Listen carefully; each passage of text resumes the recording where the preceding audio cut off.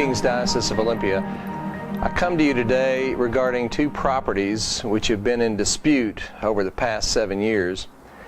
Many of you will know that across the church there were groups that made the decision to leave the Episcopal Church because of decisions made at the 2003 General Convention and other things as well. These are less important in my discussion today, but suffice it to say, in the Diocese of Olympia, two congregations made that move, St. Charles Poulsbo and St. Stephen's Oak Harbor. Those were heady days. Bishop Warner made a decision to have a cooling off period, if you will, that led to negotiations for a 7-year covenant in which those who felt disaffected by the actions of the church could stay in the property. On June 30th, 2014, this 7-year covenant ended. Through many bumps and tensions, both sides made it through the 7 years, and the covenant ended peacefully in June. In St. Charles Poulsbo, there were no remaining Episcopalians. We are currently assessing many options for that property. St. Stephen's Oak Harbor is another matter. There, a band of Episcopalians did stay and coexisted with those who left the Episcopal Church during the entire 7-year period.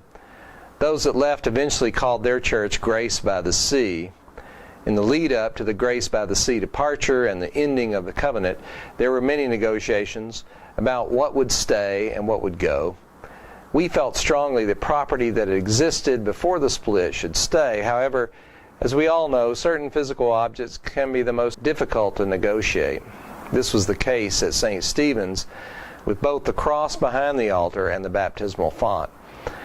In a remarkably brave and generous gesture, one that kept peace and brought about the smooth transition, and at my urging, the Episcopalians chose to allow Grace by the Sea to take those two objects, the cross and the baptismal font.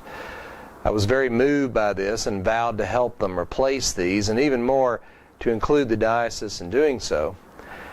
Over these past 7 years, we watched our sisters and brothers at St. Stephen's bear many hardships and witness to us.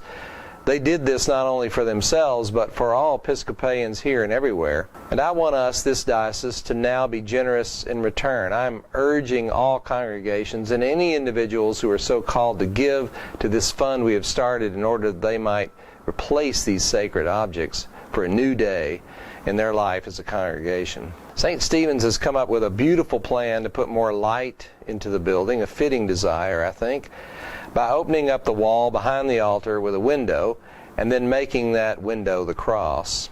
An artist is working with them now on this and on matching it with a font. The entirety of their plan will be just under $30,000. They themselves have already put about $5,000 into that amount.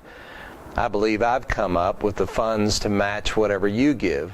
I know together we can offer this gift of thanksgiving to our sisters and brothers in Oak Harbor. I'm asking you in the weeks to come to consider a Sunday designated for this giving or any other special appeal you would like to offer. We can supply you with materials and other information as you might need it. If every congregation in this diocese gave a bit, they could make their goal quite easily, and we would show our gratitude for their persistence and their stewardship over these last 7 years, where so much good has been done to bring their church building, but even more, the body of Christ, the people, back to life. Please give, and thank you for it. Blessings to all of you.